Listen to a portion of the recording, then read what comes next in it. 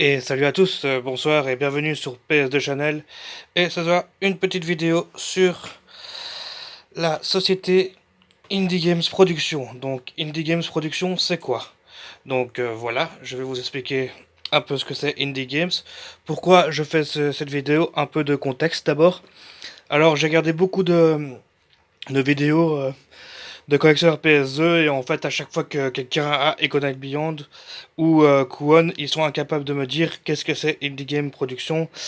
Donc ou soit ils inventent des choses en disant que c'est une filiale de From Software ou que c'est l'ancien nom de From Software ou c'est le nom de From Software en Europe à cette époque-là. Donc ce n'est pas du tout ça, c'est pas du tout vrai, ça c'est n'importe quoi. Donc je vais vous expliquer ce que c'est Indie Game Production exactement, puisque c'est quand même un éditeur qui est assez obscur. Il y a très peu de jeux qui sont édités par Indie Game Production. Il n'y en a que 4 sur PS2 et plus 2 qui ont été faits sur PC en fait. Donc voilà, donc une société très obscure, mais aujourd'hui j'espère vous apprendre quelque chose et vous expliquer un peu ce que c'est quoi Indie Game Production. Donc, Indie Game Production, c'est une société de production et de distribution indépendante en fait, hein, qui est française, donc qui est située à Dardilly, donc en banlieue lyonnaise.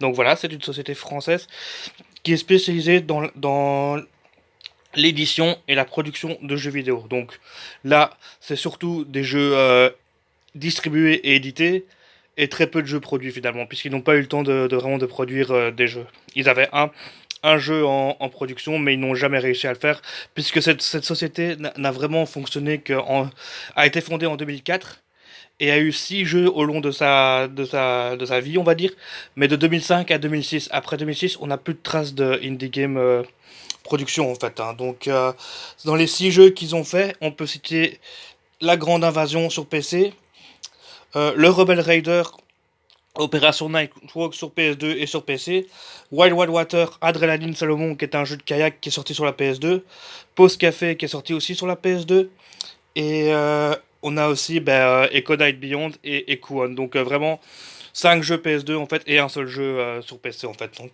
et un autre qui est sur PS2 et PC. Donc voilà, donc ils ont quand même importé beaucoup de jeux PS2 en fait.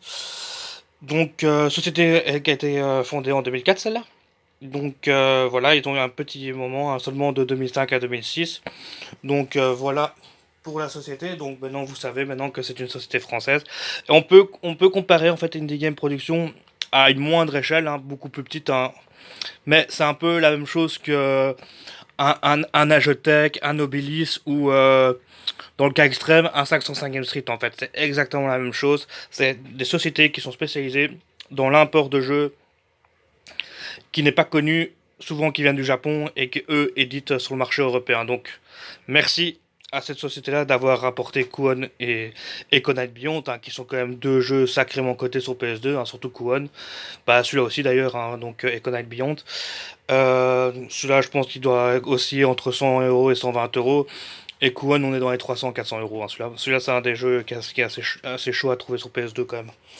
Alors, pour continuer sur la société, on va pas parler de ça, on va plus parler vraiment de Indie Game Production. Et on va parler surtout de son créateur, de son fondateur, qui s'appelle un monsieur qui s'appelle Philippe Renaudin. Donc, qui n'est pas n'importe qui, hein, il n'a pas débarqué de nulle part pour créer et devenir président de cette société de Indie Game Production. Il a quand même été en 1993, il est rentré chez Electronic Arts pour devenir responsable des ventes et du marketing. Donc voilà, grosse expérience quand même. De 98 à 2000, il rentre chez Sega pour faire encore une fois directeur de marketing chez Sega France quand même. Donc voilà, il a eu cette expérience-là. Ensuite, de 2000 à 2003, il est président de Pokidonkey, donc encore une société de jeux et tout. Donc aussi un petit truc et tout. Et en 2004, il fonde et il crée Indie Game Production à Lyon. Donc voilà, ils créent sa société dont ils font ces deux jeux-là, plus les autres jeux que je vous avais dit. Donc ils importent ces jeux-là en Europe. Donc on peut voir, après on perd un peu sa trace. Donc c'est vrai que c'est assez dur de trouver des informations sur lui. car j'ai essayé de trouver plus d'informations sur lui, mais à chaque fois il y avait des articles sur lui, mais il fallait payer pour avoir plus, et donc ça j'ai pas voulu faire. Donc j'essaie vraiment essayé de trouver quelques informations sur lui. Donc on perd sa trace, on estime que la société a produit ses jeux entre 2005 et 2006, et après 2006 il n'y a plus de jeux de société, il y a eu vraiment un silence de mort par rapport à cette société-là, et j'ai été voir dans les statuts si la société est en liquidation judiciaire ou quoi, mais je n'ai rien trouvé. Donc peut-être qu'elle existe encore sous un autre nom, peut-être c'est possible, ou peut-être qu'elle a été rachetée par Nobelis, parce que Nobelis France était un des plus gros partenaires de Indie Game en fait. Hein. Donc voilà, ils ont souvent édité les jeux ensemble. Donc ça se faisait beaucoup à l'époque. Un Nobelis aussi, qui est une société spécialisée dans la distribution de jeu, hein, donc qui est, elle a été fondée en 2001, donc un peu plus tôt. Et si mes souvenirs sont bons, Nobilis France a été créé par trois anciens membres de Infogrames en fait, hein, donc la société Infogrames en France, hein, ouais. Hein. Et donc voilà, donc comme gros partenaire Nobilis France, vous verrez bien, vous regardez sur ces deux jeux-là, si vous regardez derrière la boîte, il y aura Nobilis qui sera écrit quelque part, c'est sûr et certain. Donc après on retrouve sa trace de 2013 à 2015. Il devient directeur du marketing du palais de Omnisport de Bercy. Et à la même période, il est aussi directeur des ventes dans le club de foot de l'OGC Nice. Donc voilà, beaucoup de casquettes quand même. Hein. Enfin, surtout dans la vente, mais quelqu'un qui a un gros CV quand même. Hein.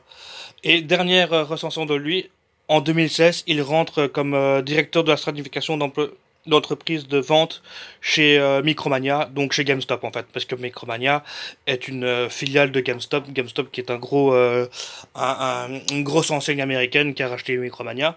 Donc voilà, donc on sait qu'il est rentré chez Micromania, je sais pas, depuis 2016, donc je suppose qu'il est toujours là-bas, ou peut-être qu'il est parti, ça je ne sais pas. Et donc, ce monsieur a fait quand même comme étude, il a été à la Wheater College à Los Angeles et il a fait l'Institut commercial de Lyon.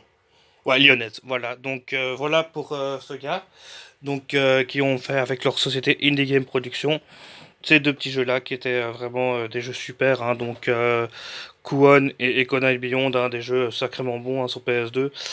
Donc voilà, j'espère que cette vidéo vous aura plu, j'espère vous avoir appris quelque chose.